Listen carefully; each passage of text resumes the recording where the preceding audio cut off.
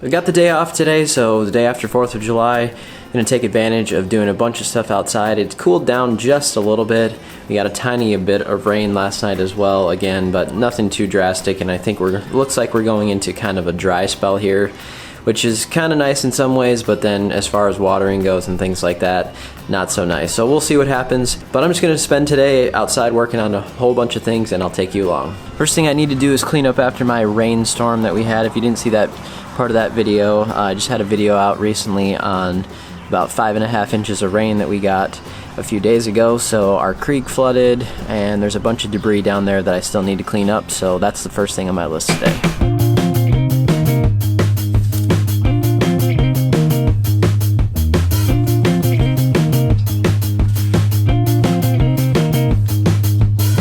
This grass is really overgrown again. Just look where my feet were standing right there. It's not standing back up. I just got to get a handle on the length of this thing because it's just way too out of control. Unfortunately, that's going to mean that this grass is probably going to get pretty stressed here, but it's already getting a lot of problems from being too long and laying over so bad. I talked about that a lot recently, so I won't go into too much more about it, but just know that if your grass is laying over a lot, you can either try to let it adapt to that, or you're just going to have to lower it. A lot of people ask me what height I mow with at my Timemaster, and obviously this year I've been changing heights and experimenting with things, but I'm going to go back to the pretty much standby that I used to use all the time for my backyard. There's really no in-between heights for the Toro, so if you have a setting of C on the front and on the back, you're going to supposedly be at 3.25, and I do need to do a measurement of exactly what height it is. I found that this thing actually cuts a little bit better for me if I have the back up one notch higher than the front, so that kind of gives us an in-between height as well.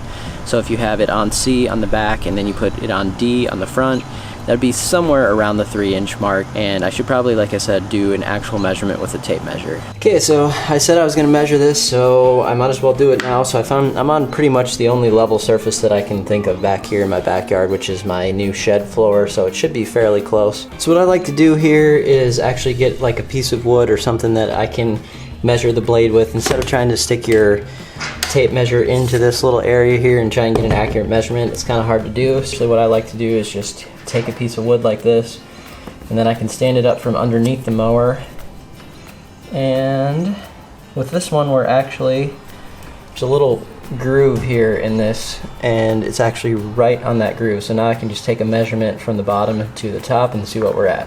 I'm measuring at all C on the Timemaster right now just to see how accurate it is. Alright, so the setting is supposed to be 3 1/4. Looks like it's just a little shorter than that. It's about 3 1/8. So I'm going to try to measure now on what I thought was the 3-inch mark, and we'll see if it's pretty close.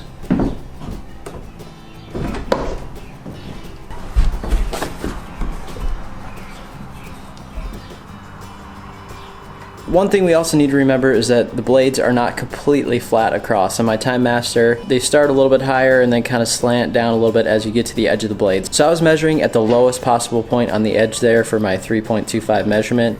And so it's pretty close there on the lowest part. Obviously it would be a little bit higher as we go up the blade.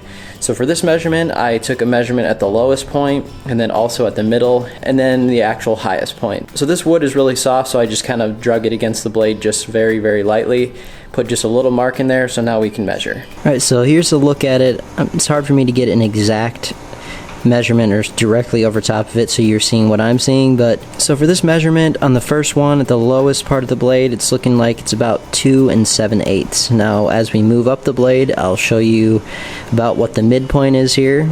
Here's the middle point of the blade, so that's essentially, to my eyes when I'm seeing it here in person, looks like it's directly at 3 inches.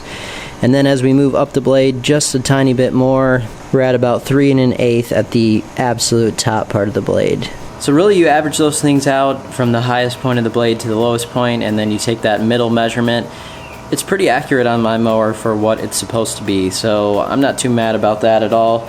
Now just because it's like that on my specific machine doesn't mean that every machine is going to be exactly the same. Of course they try to make them consistent, they try to make those measurements consistent, but it could be off just a little bit. So if you're really interested in checking your specific machine, just kind of out of curiosity if nothing else, I haven't done this for a while, but this was a good little thing for me to do today to kind of understand exactly where I'm at with my cutting heights as I've been having some issues with that. I need to know exactly what the mower is doing as well. So check that out on your machine if you're interested.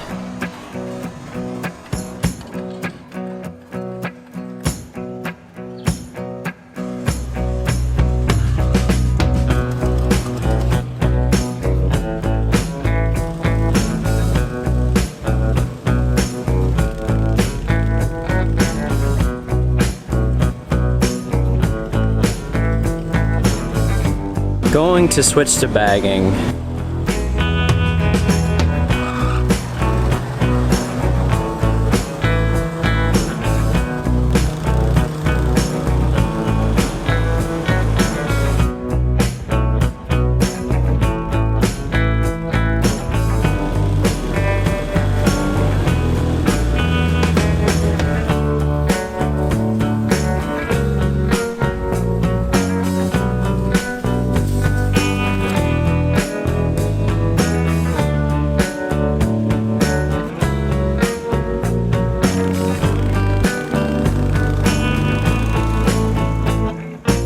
Alright, we are done with the mowing inside the fence portion. Looks a little bit rough. See if you guys can see it here in the background.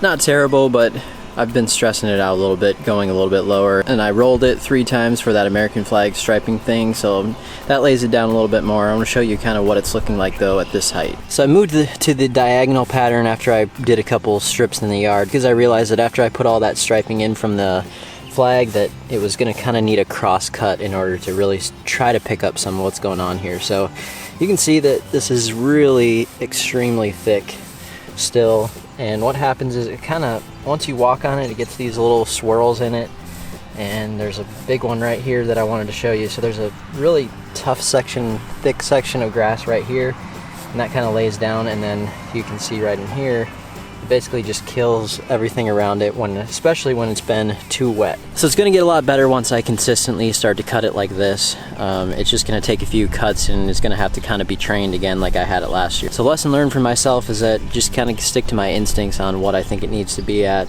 and we're going to keep it right around here and then lower it a little bit more in the fall, which I always do as well, because this is elite Kentucky bluegrass that my paperwork says that it should be cut between 1/2 inch and 2 inches.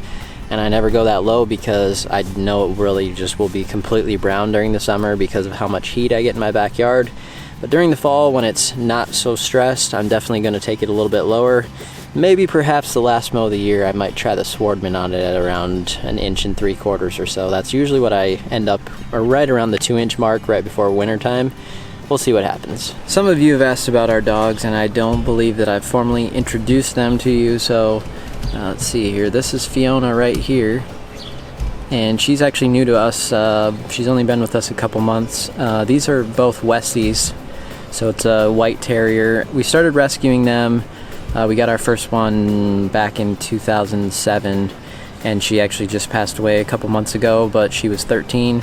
And so you've seen her in a few of my videos. So her name was Cecilia. We had her for around 10 years or so. And then we just got Fiona. She's a rescue as well. And then back here, he's hiding right now. This little guy right here is Joey. So they've all been rescues, and it's something that my wife and I feel very strongly about, and it's something that are really close to us as far as making sure that we rescue our animals and give them a good home.